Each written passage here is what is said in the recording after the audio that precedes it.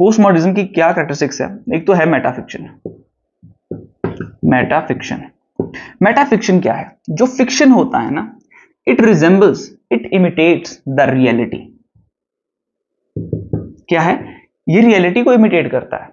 और मेटाफिक्शन हो जाता है जब ये फिक्शन को इमिटेट करता है, और यही इसके लिए रियल वर्ल्ड बन जाता है, और लोग इसे रियलिटी मानने लगते हैं। ये इसकी कॉपी था, ये इसकी कॉपी है, ठीक है।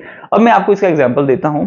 इस तरह के वर्क्स में अक्सर होता क्या है, right? So in such a works we have the author having discussion with the reader within the novel.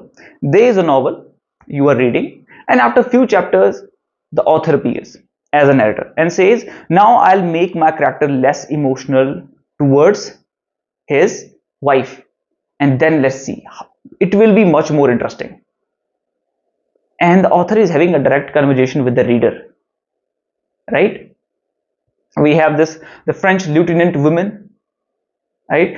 John Follis, very important metafictional novel it is, where the author is having discussion with you, right? That is a metafiction. और एक movie का example देता हूँ। आप एक movie देख रहे हो, where a person woke up and he go through his daily routines and then left for the office, and then on the way he met somebody, he shook his hand, और पीछे से आवाज आती है, cut cut cut, ये scene फिर से shoot करना पड़ेगा। एंड वी वर लाइक, यार ये मूवी बन रही है, ये सच नहीं है। अगर क्या हो कि एक फिल्म बन रही हो और बीच में कोई आके ऐसा बोल दे, how will you feel like? कि एक मूवी है, उसके अंदर एक और मूवी बन रही है, राइट? तो उसी तरह का है मेटाफिक्शन, बियॉन्ड फिक्शन।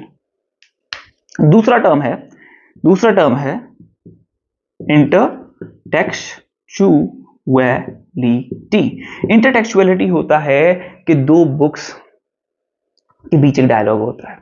आपने जो बुक लिखी है उसके ऊपर इन्फ्लुएंस है ऑफ द प्रायर वर्क। इसका एक एग्जांपल है आपका James Joyce work of Ulysses.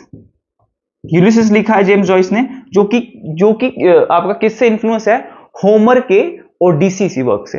Odissi लिखा है होमर ने, उस वर्क से वो इन्फ्लुएंस्ड है, ठीक है। तो ये क्या है? There is the intertextuality. Intertextuality और कैसे वर्क्स में होता है? जैसे कि आपका वेस्टलैंड हो गया, आपका क्या हो गया? वेस्टलैंड हो गया। वेस्टलैंड में क्या है? It is a pastiche, pastiche, pastiche, pastiche, pastiche, and pastiche which is also called a mosaic means कि डिफरेंट पीसेस से एक वर्क को क्रिएट किया गया है, ठीक है। कुछ कंटेंट आपने इस बुक से लिया, कुछ कंटेंट आपने दूसरी बुक से लिया। He has taken content from the Shakespeare, he has taken content from Dante, he has taken content from Indian Upanishads, right? And this is how he has formed his wasteland, this poem. So there is the intertextuality, the books having different books having conversation with each other, ठीक है। तो वो intertextuality होती है, आपकी text के अंदर internally relationship होता है दो बुक्स के बीच, वो डायलॉग करते हैं, ठीक है। या किसी एक बुक का दूसरी बुक के ऊपर इन्फ्लुएंस होना। आपने कोई बुक पढ़ी पार्टीशन पे, ठीक है, अब आप दूसरी बुक पढ़ रहे हैं तो पार्टीशन पे, और कुछ कंटेंट भी लिया गया है, आपको इन्फ्लुएंस दिखा गया है कि क्योंकि उससे पहले कोई एक ही बुक थी, अब कोई नेक्स्ट बुक आई है, ऑब्वियसली राइटर ने पढ़ी तो होगी ही, to write down his book he has to know that what I am missing here, even though he is trying to write it from his own perspective, but आपको link मिल जाएगा, and that is the intertextuality. ये दूसरा हमारा feature है, characteristics है of the post modernism. And I am sure you writing down all these things, and my professor note provides you exam oriented study material and a complete preparation roadmap. In a very first go, I'll make you qualify your NET JRF. You just have to be consistent, you just have to be disciplined, and I guarantee you, if you are consistent, you are disciplined, you will have everything on your table. Whatever you have to read, we will deal with the paper 1 and paper 2, a complete preparation for English literature. I'll provide you study material, a roadmap for that how you should read it, how you should study, and I'll get you your NET JRF. You just have to study, right? कोई confusion नहीं रहेगा कि क्या करना है, क्या पढ़ना चाहिए, नहीं, everything I'll provide you on your table. You just have to do a certain investment of time and money, and NET and JRF will be yours. Now metafiction हो गया, इंटरटेक्चुअलिटी हो गया, ठीक है। तीसरा हमारे पास क्या है? Unreliable narrator. अनरिलायबल नैरेटर क्या होते हैं? एग्जाम्पल आपको देता हूं। You are reading a book, and there it is about the partition, as I said, and it also discussed that how India got freedom. And in between, there is a line that Amitabh Bachchan helped India to be independent. Will you believe it?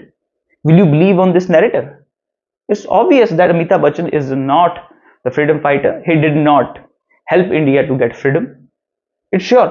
So this writer is narrator. Why? Because he's a liar. Such a narrator are called the unreliable, and this is a type of writer. This is a type of narrator we have in the postmodern novels. वो कुछ भी बोल रहे हैं, कुछ भी बोल रहे हैं, एंड ही सेड कि, और ये फिर तो भी क्या कहते हैं इस पे? ये कहते हैं कि आप कैसे बोल सकते हो कि ये झूठ है?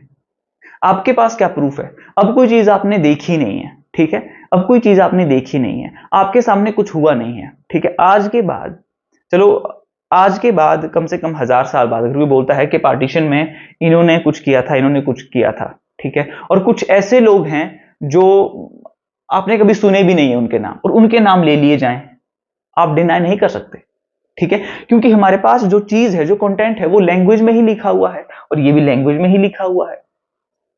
बोथ, आपका चाहे नॉन फिक्शन है, चाहे वो फिक्शन है, both are the products of the language, ठीक है। तो this is how they defend their point. ये बोलते हैं कि आप किसी पे बिलीव नहीं कर सकते हो, you have to question every single thing. फिर आती है चौथी चीज, which is the fragmentation. Fragmentation, everything is broken down into pieces, there is no coherence in a novel. Your novel is starting, I have already shared what fragmentation is, right? मैंने starting में आपको बता दिया कि fragmentation क्या है, ठीक है। फिर कुछ है आपके पेस्टिश, मैंने डिस्कस किया वेस्टलैंड में। आपका पैरोडी, पैरोडी भी आपके किसी नॉवल पे लिखा जाता है, किसी नॉवल का जो है for the sake of entertainment, और आप एक सटायरिक, आप अपना एक पर्सपेक्टिव रखते हो, आप सटायर करते हो। Your Henry Fielding did a satire on the Pamela, work written by the Samuel Richardson. Henry Fielding wrote the Andrew, the Joseph Andrew, the novel, right, parodizing the your Pamela, right? It has the influence on the another book. It is also the part of intertextuality. इसके through भी दो books के बीच हमें relationship देखने को हमें मिलता है, and these are the characteristics of the post modernism, और ये आपको याद रखनी है।